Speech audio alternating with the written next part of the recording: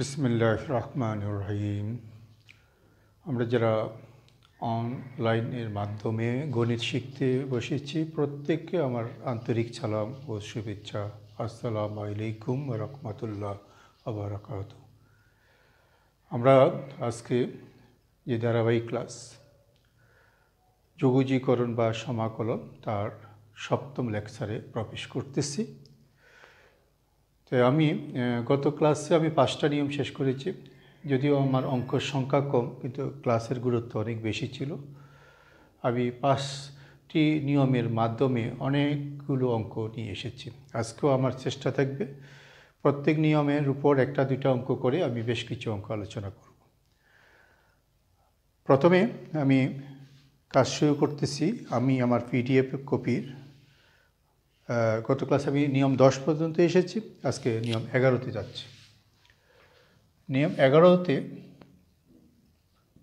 যে অঙ্কগুলো আমি রেখেছি তোমাদের পাঠ্য বইয়ের আলোকেই একটা রুল রেখেছি। আমি পাঠ্য বইয়ের আলোকেই x⁴m প্লাস x⁴n, এই যে mn এটা আমি ধরো ভগ্নাংশ হিসেবে দেখো 1/m 1/n এরকম ভগ্নাংশ। এটা উপরে নিচেও থাকতে পারে, যেমন উপরেও থাকতে পারে এরকম যে x⁴1/m নিচে 1 প্লাস x⁴1/n, উপরে নিচেও থাকতে পারে।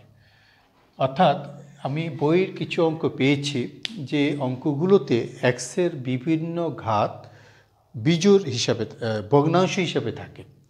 এক্সের যে বিভিন্ন ঘাত যদি ভগ্নাংশ হিসাবে থাকে তাহলে আমরা কি করব এটা একটু মনোযোগ দিয়ে শুনব। বইতে খুব বেশি অঙ্ক নেই, আমরা দেখেছি বোর্ড প্রশ্ন বা জাতীয় প্রশ্ন হিসাব করলে অল্প কয়েকটা অঙ্ক আছে। তা আমি একটা প্রশ্ন যেটা জাতীয় পরীক্ষায় এসেছে, আমি এরকম একটা প্রশ্ন বোর্ডে লিখতেছি যে একটা প্রশ্নে যদি কোনো অঙ্কে ddx of x⁴½ minus x⁴1/4, এই যে এক্সের ঘাত ভগ্নাংশ। আর একটা প্রশ্ন আমি লিখতেছি যে x√x নিচে হলো 1 plus cubic root of x dx। হ্যাঁ, আরেকটা প্রশ্ন লিখতেছি যে a27 dx divided by x plus x⁴1/3। এই 3টা অঙ্ক আমি যে বোর্ডে লিখলাম এগুলো আমার পিডিএফে থাকবে।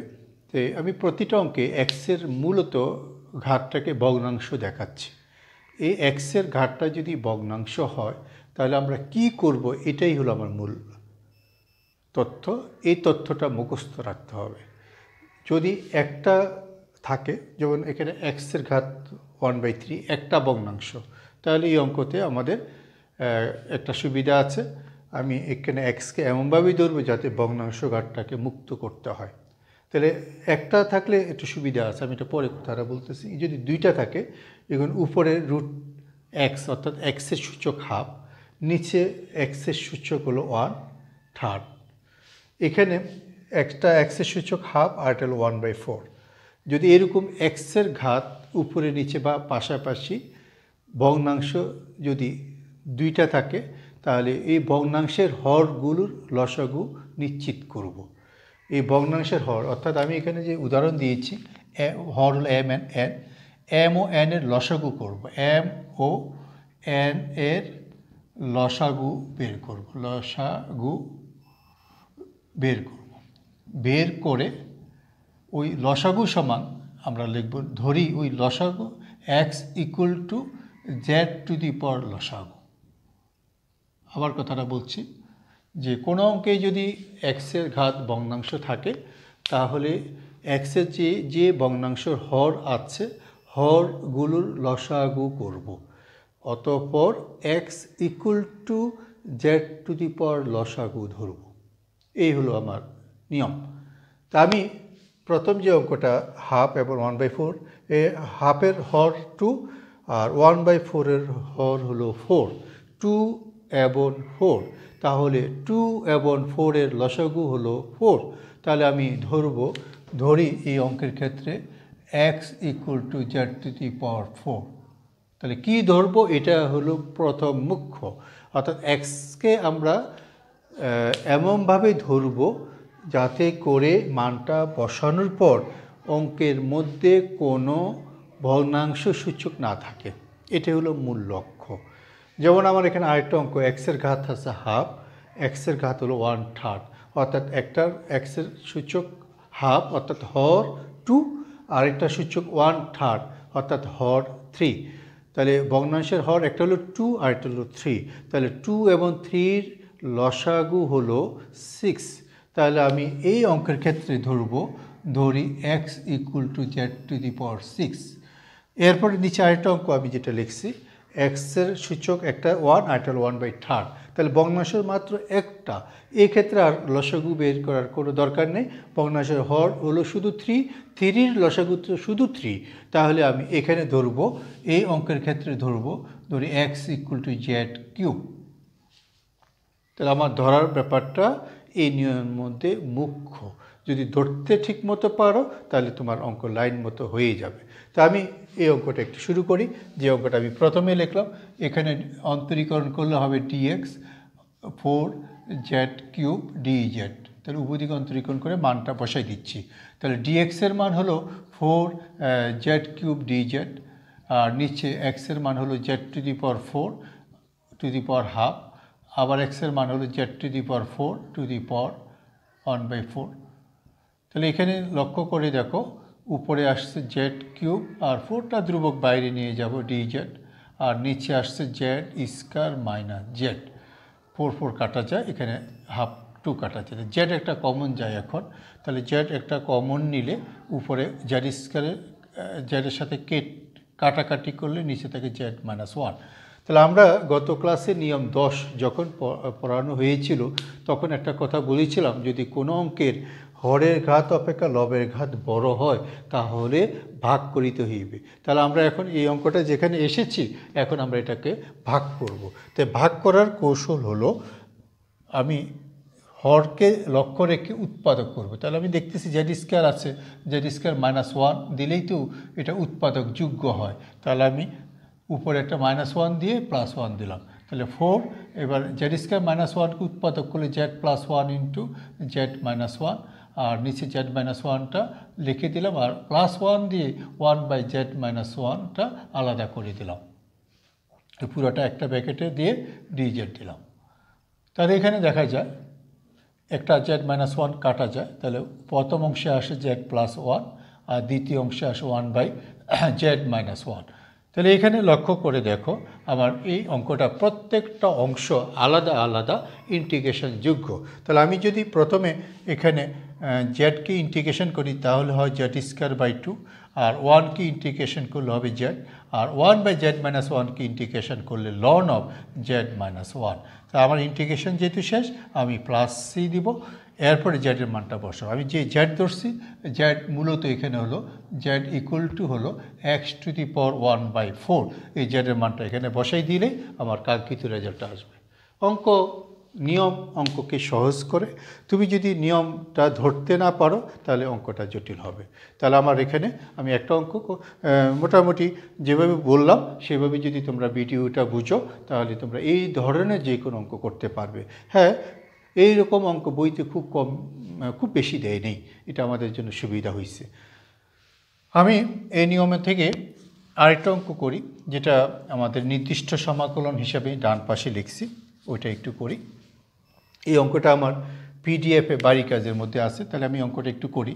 827 dx / x + x³ 1/3। তাহলে আমার এখানে এক্সের সূচক হলো 1/3, এখানে 1-এর অধিক ভগ্নাংশ নাই, মাত্র একটা হরযুক্ত একটা রাশিতে ভগ্নাংশ আছে, সেটা 1/3। তাই 1-এর অধিক থাকলে লসাগু করার প্রয়োজন, এখানে লসাগু করার প্রয়োজন নাই, আমরা সরাসরি ধরবো এখানে x = z³ dx হবে তাহলে 3z² dz। তাহলে আমার ডিফারেন্সিয়েশন এক্সের অন্তরীকরণ 1, z³ 3z² dz। যেহেতু এটা নির্দিষ্ট সমাকলন তাই এটার মান চেঞ্জ করতে হবে। এক্সের মান প্রদত্ত, এক্সের মান হলো দুইটা, একটা লোয়ার লিমিট 8, আপার লিমিট 27। তাহলে জেডের মান পাবো 8, যদি এক্সের জায়গায় বসাও জেডের মান হয় 2, 27 যদি এক্সের জায়গায় বসাও জেডের মান হয় 3। তাহলে আমরা লোয়ার লিমিট পেয়েছি 2, আপার লিমিট 3, ডিএক্সের মান পেয়েছি 3 জেড স্কয়ার ডিজেড, আর এক্সের মান পেয়েছি জেড কিউব, আর এখানে জেড কিউব উপরে আবার 1/3 আছে। এবার সরল করতে থাকি। 3 ধ্রুবক বাইরে চলে গেল, উপরে জেড স্কয়ার রইল, নিচে Z cube plus Z DZ. তা আমি লক্ষ্য করতেছি আবার এখানে উপরে একটা জেড নিচের একটা জেডের সাথে কাটা যাবে, জেড কমন নিলে উপরে একটা জেড কাটা যায়, নিচে থাকে জেড স্কয়ার প্লাস 1। যে অঙ্কটা আমরা গত ক্লাসে নিয়ম আলাদাভাবে নিয়ম 9তে করানো হয়েছিল, নিচে দ্বিঘাত উপরে একঘাত থাকিলে নিচের হরের অন্তরীকরণ লবে লিখতে হবে। অর্থাৎ আমি এই অঙ্কটা বাকিটা করার জন্য আমি এটা কী করলাম, হরের অন্তরীকরণ লবে লিখলাম 2z dz, আর নিচে হলো জেড স্কয়ার প্লাস 1, আর লোয়ার লিমিট 2, আপার লিমিট 3। আবার কথাটা বলছি, নিচে দ্বিঘাত, এই দ্বিঘাতের অন্তরীকরণ হলো 2z, তাই উপরে 2 অতিরিক্ত লিখছি বলে এই 2কে ব্যালেন্স করার জন্য নিচে 2 দিয়েছি। তাহলে হরের অন্তরীকরণ যদি লব হয়, আমাদের সূত্র হলো লন হর জেড স্কয়ার প্লাস 1। এবার ইন্টিগ্রেশন শেষ, ঊর্ধ্বসীমা উপরে, নিম্নসীমা নিচে। এবার 3টা বসাবো একবার প্রথমে, 3/2 লন 3 স্কয়ার প্লাস 1 মানে 10, আর 2 যদি বসাও লন 5, 2 স্কয়ার প্লাস 1 5। তাহলে আমি এবার দেখতেছি 3/2 লন 10/5 মানে লিখতে পারি লন 10/5 অর্থাৎ 2। অতএব আমার রেজাল্ট আসতেছে 3/2 লন অফ 2। চেষ্টা করতে হবে আমি যতগুলো অঙ্ক রুল অনুযায়ী আলোচনা করছি, অন্তত করা অঙ্কগুলো যেগুলো পিডিএফে আছে এগুলোই বোর্ড প্রশ্ন, এগুলোই মনে রাখার চেষ্টা করব। আমার এই নিয়মের মধ্যে আর কোনো বাধ্যকতা নেই, আমরা পিডিএফ থেকে করা অঙ্কগুলো করে নেব, না বুঝলে আমরা পরবর্তীতে আমরা যখন জুম ক্লাসে অথবা ফোনে আলাপ করব। আমি এর পরবর্তীতে আরেকটা নিয়মে চলে যাচ্ছি। আমার পিডিএফ কপিতে 12 নম্বর নিয়ম। আমি এতক্ষণ আমার পিডিএফে 11 নম্বর নিয়মটা আলোচনা করেছি। এক্সের ভগ্নাংশের নিয়ে অবশ্য আরও কিছু অঙ্ক আছে। আমি তোমাদের এইচএসসি পর্যায়ে যে আলোকে যে অঙ্কগুলো বইতে আছে ওই আলোকে আলোচনা, ভগ্নাংশের অবশ্য আরও কয়েকটা রুল আছে। এবারে আমি এরপরে যে রুলটা দিয়েছি যে কোনো একটা অঙ্কে a sin x plus b cos x plus c, অথবা নিচে উপরে ধরো এটা একটা ড্যাশ দিয়ে দিই, নিচে a sin x plus b cos x plus c, অর্থাৎ উপরে এবং নিচে উভয় ক্ষেত্রে যদি লব হরে উপরও সাইন কসের যোগের ফাংশন, নিচেও সাইন কসের যোগের ফাংশন যদি থাকে, তাহলে আমরা কি করব? খুব ইম্পর্টেন্ট তথ্য, নিচে সাইন কস উপরও সাইন কস, এই ক্ষেত্রে আমরা কি করব? এই ক্ষেত্রে আমি অঙ্কটার একটা রুল আমার লেকচার শিটে লিখেছি, বলছি লব বলতে উপরেরটাকে বোঝায়, লব ইকুয়াল টু লিখব এল ইন্টু হর, তারপরে লিখব এম ইন্টু হরের অন্তরীকরণ,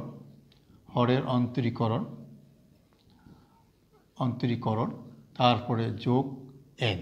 লব ইকুয়াল টু এল ইন্টু হর প্লাস এম ইন্টু হরের অন্তরীকরণ যোগ এন। এই এল এম এন আমাকে সরল করে বাইরে অঙ্কের বাইরে রাফ করে এল এম এন এর মান বের করতে হবে। এখন আমাদের পাঠ্য বইতে এই জাতীয় অঙ্ক খুব বেশি জটিল অঙ্ক পাওয়া যায় না, এই একটা অঙ্ক বারবার এসেছে, আমরা ওই অঙ্কটা করতে এই যে এল এম এন এটা রাফ করা লাগে না, মুখোমুখি করে ফেলতে পারি। তবে মনে রাখতে হবে উপরে সাইন কস, উপরে লব হরে উভয় ক্ষেত্রে সাইন কসের ফাংশন থাকিলে, এখানে অনেক সময় হরে সাইন কস দুইটাই থাকে, উপরে শুধু কস থাকে বা সাইন থাকে, এটাও এই নিয়মের মধ্যে পড়ে। তবে নিচে শুধু সাইন একটা আছে, কস নাই, তাহলে আবার এই নিয়মে করা লাগে না, এটা আমার আগের নিয়মে, আগে আমরা অন্য নিয়মে করে ফেলছি। আমি একটা অঙ্কে যে অঙ্কটা আমি এখানে প্রয়োগ করছি সেই অঙ্কটা একটু দেখাচ্ছি।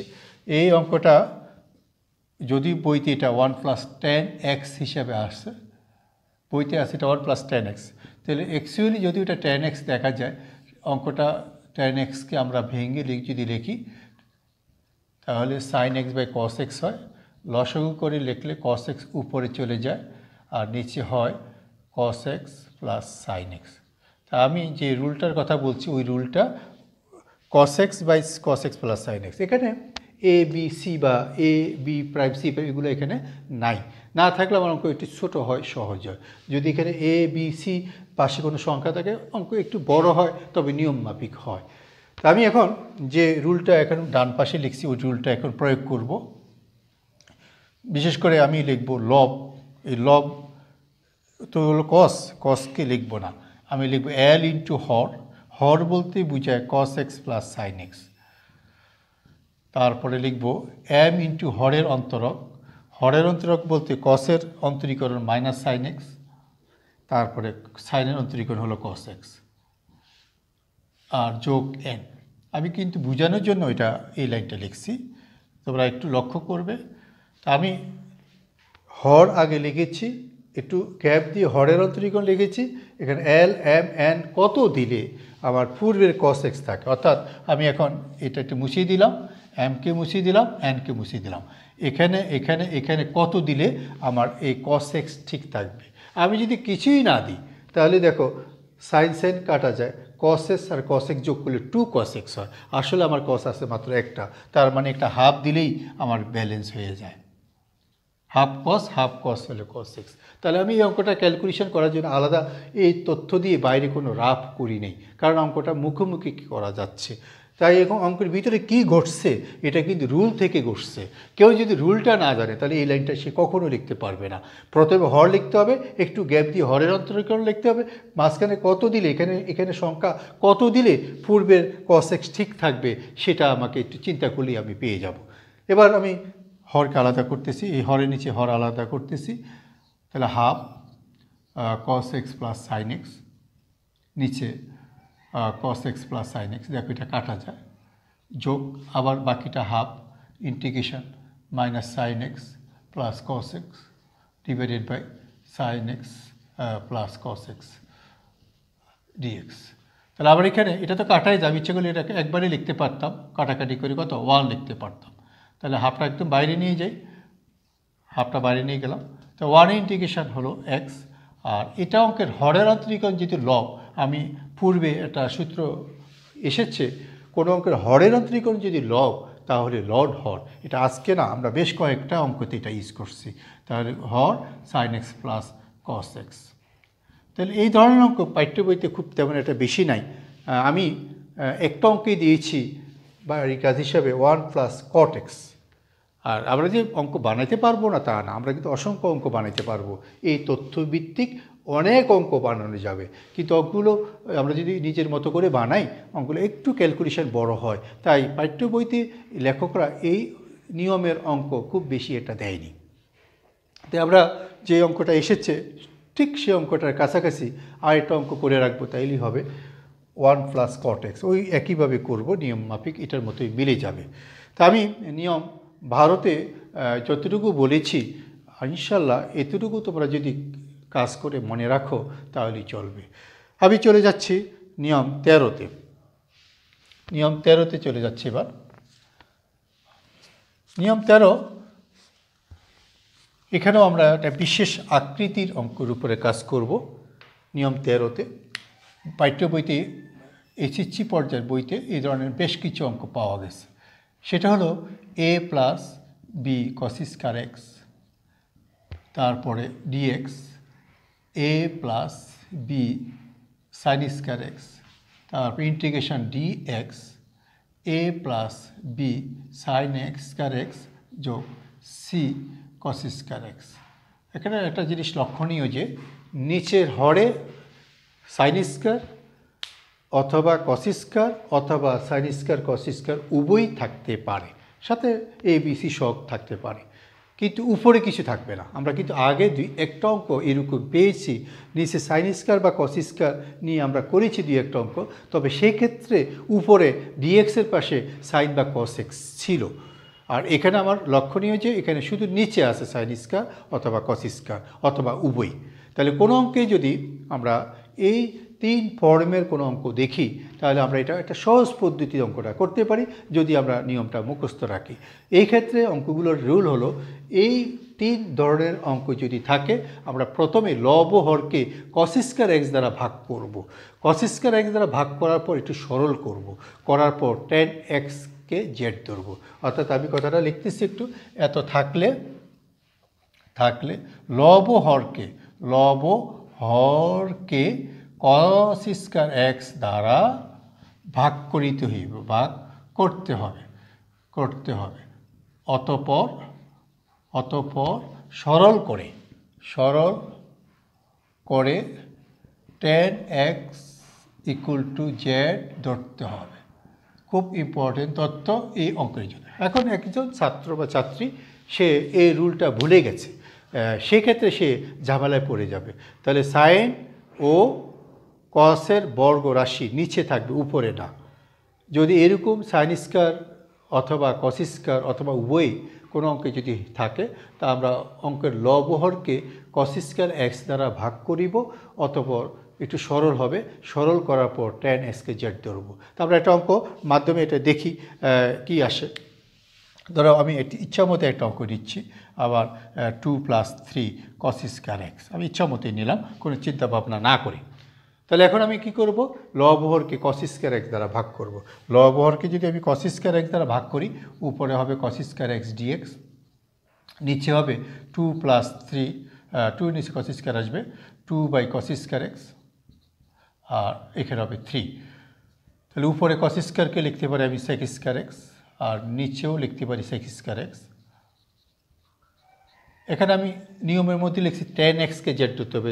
tan x কে জেড ধরলে আমার একটা জিনিস মাথায় রাখতে হবে, tan x এর অন্তরীকরণ কিন্তু sec স্কয়ার, তাহলে উপরে সেটা কিন্তু এসে গেছে। তাই উপরে sec স্কয়ারকে আমি টাচ করব না, আমি নিচে sec স্কয়ারকে একটু পরিবর্তন করে নিচ্ছি tan x এ, যে নিচের sec স্কয়ার লিখতে পারি 1 + tan স্কয়ার এক্স প্লাস 3। তাহলে আমি এবার যেটা ধরতে বলছি ওটা ধরি tan x = z। tan x এর অন্তরীকরণ হলো sec square x, dx = dz। তাহলে আমি যদি মানটা বসাই, উপরে হয় dz সম্পূর্ণটার জন্য, আর নিচে হয় 1 + z স্কয়ার প্লাস 3। এই যে tan x এর জন্য z ধরছি, তাহলে আমার ক্যালকুলেশন করলে dz / 2z স্কয়ার প্লাস 5। তা আমার এই এখন যে অঙ্কটা দেখা যায় চোখে, এই অঙ্কটাই আমরা পড়েছি কোথায়, নিয়ম 4-এ। নিয়ম 4-এর আদর্শ রুলের মধ্যে পড়ে গেছে। তাহলে আমরা নিয়ম 4-এ যাব। তাহলে আমার নিয়ম 4-এ কী ছিল, জেড স্কয়ার সহগ 1 করতে হবে, তাহলে 1/2, অর্থাৎ জেডের সহগ 2 কমন নিলে জেড স্কয়ার প্লাস 5/2। তো এবার আমার নিয়ম 4-এর সূত্রটা কী ছিল, আমরা জানি নিয়ম 4-এর সূত্রটা ছিল এটাকে বর্গ রাশি মিলাইতে হবে, যে Z square plus √5/2 whole square. এবার আমার সূত্র 1/a, এ বলতে √5/2 tan ইনভার্স z/a, এ বলতে √5/2 প্লাস c, ইন্টিগ্রেশন শেষ। এবার আমি যেটা জেড ধরছি, জেডটা বসিয়ে দিলেই আমার রেজাল্ট চলে আসবে। এখানে নিচে √2 থাকে, তাহলে কাটাকাটি করলে √10 হয়ে যাবে, আর tan ইনভার্স √2z, জেড মানে tan x, আর নিচে হলো √5 প্লাস c। তাহলে একটা অঙ্ক আমি কমপ্লিট করে পেলাম। যদি আমার এটা cos স্কয়ার না হয় sin স্কয়ার হতো এখানে, তাও আমরা একই কাজ করতাম। যদি cos স্কয়ার sin স্কয়ার দুইটার মিশ্রণ থাকতো, তাও আমরা একই কাজ করতাম। যেমন আমি sin স্কয়ারের একটা দেখাচ্ছি। sin স্কয়ারের যদি এটা হতো, যদি এটা sin স্কয়ার হতো, দেখো কি হচ্ছে, দেখো sin স্কয়ার হইলে আবার এখানে 2 cos স্কয়ার, sin স্কয়ার হইলে নিচে কি cos স্কয়ার, তাহলে কি আসতেছে, উপরে sec স্কয়ার, এটা 2 sec স্কয়ার, আর এখানে আসছে 3 tan স্কয়ার। সামান্য চেঞ্জ, এই 3 tan স্কয়ার যোগ হয়েছে এখানে। তারপরে আমি নিচে sec স্কয়ারকে যেটা করছি এটাতে করবই, আর এখানে tan স্কয়ার। তাহলে এখানে 3 tan স্কয়ার 2 tan স্কয়ার হয়ে যাবে, মান যখন বসাবো 3z স্কয়ার, তারপর আবার 3z স্কয়ার 2z স্কয়ার হয়ে যাবে 5z স্কয়ার, আর 2 শুধু এটা 2 হবে। তাহলে দেখো আমি যে পূর্বের অঙ্ক করছি, ঠিক পূর্বের অঙ্কের উপর আমি একটু ওভার রাইটিং করে আমি মোটামুটি আগের নিয়মে চলে আসছি। এবার যাবে 5 কমন, এবার যাবে কত 5 কমন। তো জেড স্কয়ারের এখানে যদি 5 কমন নিই, তাহলে জেড স্কয়ার এখানে 2/5 হবে, তাহলে 2/5 হবে। তাহলে এই অনুযায়ী একটু পরিবর্তন ঘটবে। তাহলে বুঝে গেল, হয় cos স্কয়ার অথবা sin স্কয়ার, যাই থাকে কোনো অসুবিধা নেই। যদি উভয়ও থাকে তাও কোনো অসুবিধা নাই। তা আমাদের প্রত্যেকটা নিয়মের উপর আমি আগেও বলছি, এখনও বলছি, প্রত্যেকটা নিয়মের উপর অনেক অঙ্ক তৈরি করার সুযোগ আছে। যেমন আমি যদি এ বি সি ইচ্ছামতো সংখ্যা বসাই, ইচ্ছামতো যত রকম অঙ্ক করবে, যত রকম অঙ্ক বানাবে, প্রত্যেকটা অঙ্ক তোমার নিয়মযোগ্য হবে, নিয়ম অনুযায়ী তুমি করতে পারবা। তাই আমাকে খুব খেয়াল রাখতে হবে, যদি আমার কোনো অঙ্কে কী আসে যে কস স্কয়ার অথবা সাইন স্কয়ার নিচে থাকে, উপরে নাই, উপরে কিছু নাই, সেই ক্ষেত্রে আমরা লব ও হরকে কস স্কয়ার এক্স দ্বারা ভাগ করব, অতঃপর সরল করব, করে tan x কে জেড ধরব। আর শুধু নিয়ম শিখলেই হবে না, করা অঙ্কটাও করে আমাকে অঙ্কটা ফিনিশিংটা কীভাবে দিব এটাও মনে রাখতে হবে। তাই আমি নিয়ম, আমার ধারাবাহিক যে ক্লাস, আমি নিয়ম 13 আলোচনা করলাম, নিয়ম 14তে চলে যাচ্ছি। আরেকটা নিয়ম 14তে আছে, এই যে স্কয়ারটা দিয়েছি, স্কয়ারটা মুছিয়ে দিচ্ছে, স্কয়ারটা মুছিয়ে দিচ্ছে, অর্থাৎ নিচে সাইন কসের ফাংশন, নিচে সাইন অথবা কস অথবা সাইন ও কসের উভয় ফাংশন থাকবে, নিচে সাইন অথবা কস অথবা সাইন কসের যোগের ফাংশন থাকবে, উপরে কিছু থাকবে না, উপরে কিছু থাকবে না। আজকে যে একটু আগে আমি 12 নম্বর নিয়ে বলছিলাম, এখানে উপরেও সাইন কস ছিল, তাহলে নিচে সাইন কসের সূচক না, সাইন ও কসের যোগের ফাংশন যদি থাকে, একও থাকতে পারে, সাইন ও কস মিশ্রণও থাকতে পারে যোগের, তাহলে এখানে অঙ্কটা আরেকটা নিয়মে চলে যাবে। আমি সেই নিয়মের সাপেক্ষে আরেকটা অঙ্ক বলতেছি। এই ক্ষেত্রে আমাদের কী করতে হবে, থাকলে আমি একটু মুছিয়ে কথাটা লিখতেছি। যদি উপরের এই 3 ফর্মের কোনো স্কয়ার নাই, কিন্তু এখানে খেয়াল করে দেখো কোনো স্কয়ার নাই, যদি এই 3 ফর্মের যে কোনো অঙ্ক থাকে, তাহলে আমার কী করতে হবে, থাকলে cos x এর ক্ষেত্রে একটা ত্রিকোণমিতির সূত্র আছে 1 minus tan square X by 2, নিচে হলো 1 plus tan square X by 2। আর সাইন এক্সের ক্ষেত্রে একটা সূত্র আছে 2 tan এক্স by 2 divided by 1 plus tan square X by 2। তাহলে এই ফর্মের কোনো অঙ্ক যদি থাকে, তাহলে সাইন ও কসের স্থলে এই মানগুলো বসাইতে হবে। তাহলে আমি লিখি, থাকলে cos x এবং sin x এর cos x ও sin x এর এই মানগুলো বসাইতে হবে, এই মানগুলো বসাইতে হবে, মানগুলো বসাইতে হবে, বসাইতে হবে।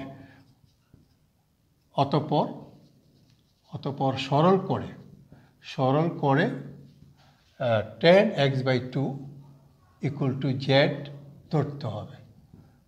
এই অঙ্কটাও আগের নিয়মের মতো অঙ্কের ভিতরে পুরো ক্যালকুলেশনটা চলে এসেছে, অর্থাৎ অঙ্ক ভিতরে আমি কী করব পুরো কথাটা নিয়মের মধ্যে চলে আসছে। এখন তুমি যদি এই নিয়ম স্পষ্ট মনে রাখতে না পারো, ভুলে যাও, তাহলে তুমি এই অঙ্ক কখনো করতে পারবে না, কোনো নিয়মই তুমি করতে পারবে না। তাই আমি এখানেও একটা অঙ্ক করতেছি। ধরো একটা অঙ্কে আমি লিখতেছি ddx of 2 plus 3 cos x। দেখো আমি একটু আগে কসের উপরে স্কয়ার দিয়েছিলাম, তো একটা স্কয়ার দেওয়ার সাথে সাথে এটা আরেকটা নিয়মে চলে যায়। এখন স্কয়ারটা আমি বাদ দিয়ে দিলাম। এবার cos x এর ক্ষেত্রে আমি যেহেতু cos x আছে, তাহলে এই মানটা বসিয়ে দেবো। তাহলে এই মানটা যদি বসিয়ে দিই, তাহলে কী আসতেছে, dx divided by 2 plus 3 cos x এর সূত্র হলো 1 minus tan square X by 2 divided by 1 plus tan square X by 2। ঠিক আছে, তাহলে এবার আসো dx নিচে একটু লসাগু করব, তাহলে 2 into 1 plus tan square X by 2, তারপরে 3 into 1 minus tan square X by 2, আর হর যেটা লসাগু আছে এটা হরে রেখে দিলাম 1 plus tan square X by 2। এবার এই হরটা উল্টে উপরে চলে যাবে, তাহলে আবার আসতেছে উপরে 1 plus tan square X by 2 into dx উপরে, আর নিচে আসতেছে দেখো যোগ বিয়োগ করলে এখানে 2 tan স্কয়ার হলো 3 tan স্কয়ার, তাহলে আমার tan স্কয়ারটা মাইনাস থেকে 3 আর 2 যোগ করলে 5 হয়, তাহলে 5 minus tan square X by 2। তাহলে উপরে আবার 1 প্লাস tan স্কয়ারকে আমরা লিখতে পারি sec স্কয়ার এক্স বাই 2, নিচে হলো 5 minus tan square X by 2 dx. আমি তো নিয়মের মধ্যে লিখেই দিছি, সরল করব, সরল করার পর tan x বাই 2, ওই যে tan x বাই 2 এসেছে, tan x বাই 2কে আমরা জেড ধরবো। তাহলে আমি এখন যদি ধরি, কাকে ধরবো, ধরি tan x by 2 equal to Z ধরবো। tan এর ডিফারেন্সিয়েশন হলো half sec square X by 2 dx equal to dz। হাফ আসলো কেন? আমরা জানি 10 mx m sec স্কয়ার mx, m বলতে গেলে হাফ আসছে, তাহলে এই 2 যেটা হাফ হিসেবে বাম পাশে এসেছে, এই হাফের 2 ডান পাশে 2 dz হয়ে যাবে। তাহলে আমি অঙ্কের মধ্যে এবার মানটা ফুট করব, যেটা আমরা নিয়ম 5-এর মধ্যে এরকম অঙ্ক অনেক করেছি, 5 - z স্কয়ার। এই প্রতিস্থাপন করার পর এখন দেখা যাচ্ছে ওই আবার নিয়ম 4। আমি গত লেকচারও একই কথা বলেছিলাম, নিয়ম 4 আমাদের অনেক অনেক অঙ্কের ক্ষেত্রে প্রয়োগ হচ্ছে। আজকেও আমি বেশ কয়েকটা অঙ্ক পেয়ে গেলাম, এর মধ্যেই আমার নিয়ম 4টা ব্যবহার হচ্ছে। এখন এই 5কে আমরা লিখতে পারি নিয়ম 4-এর √5 হোল স্কয়ার, √5 হোল স্কয়ার আর z স্কয়ার। তাহলে সূত্র কী ছিল?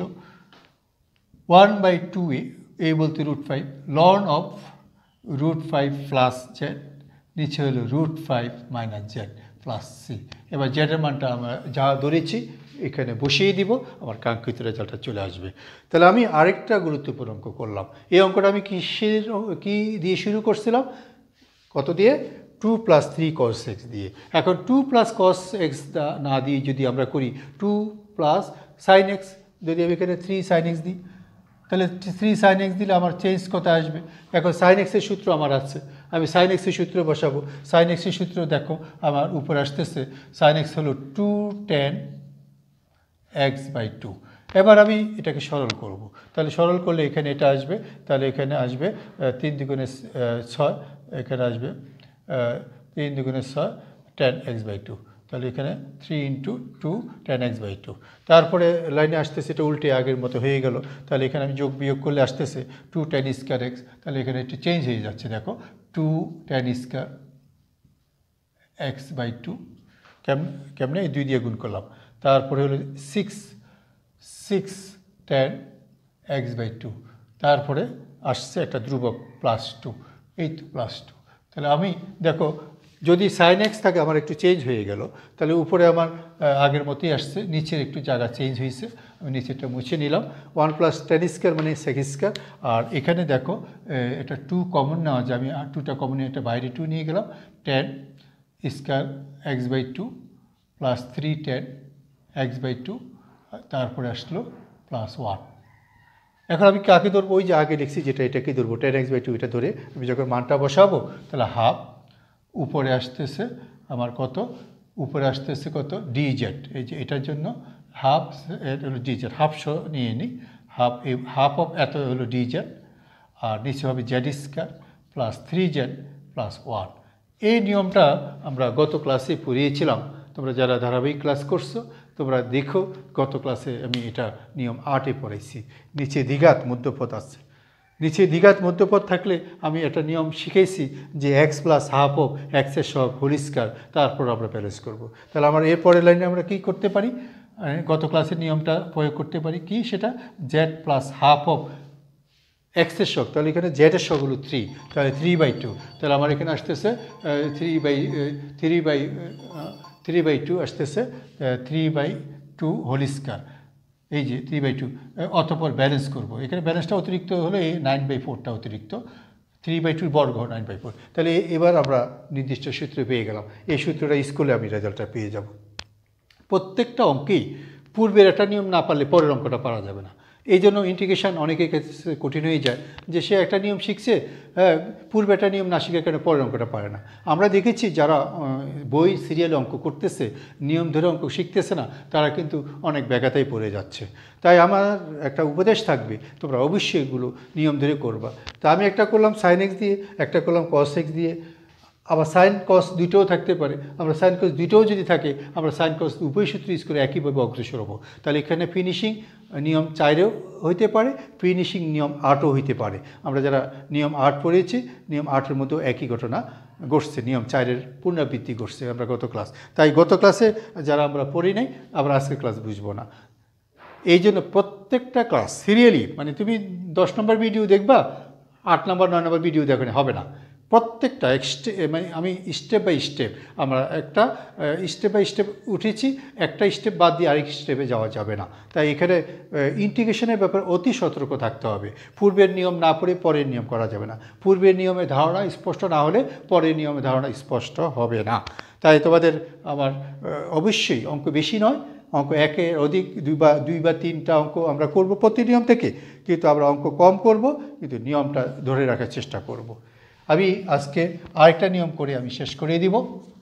নিয়ম 14 এসে গেছি, আমি নিয়ম 15তে চলে যাব। তা আজকেও আমি 5টা নিয়ম আলোচনা করছি ইনশাল্লাহ। তোমরা গত ক্লাসে এবং আজকের দুই ক্লাসে আমার 10টা নিয়ম হয়ে গেছে।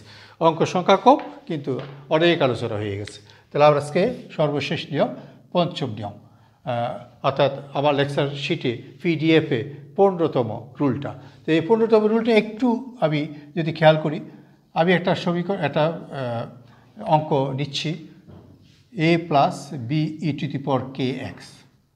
এখানে মূলত লক্ষ্য হলো নিচে ই এর ঘাত থাকবে, উপরে থাকবে না। আগে কিছু করছি, ই নিচেও ছিল উপরে ছিল, এখানে হলো শুধু নিচে, তাও আবার একটা সিঙ্গেল। তাহলে এই আকৃতির কোনো অঙ্ক যদি পরীক্ষা আসে, এত আকারের অঙ্কের ক্ষেত্রে লব হরকে আমরা e to the power minus k x দ্বারা গুণ করতে হবে। অতঃপর হরের অন্তরক লবে লিখে ব্যালেন্স করতে হবে।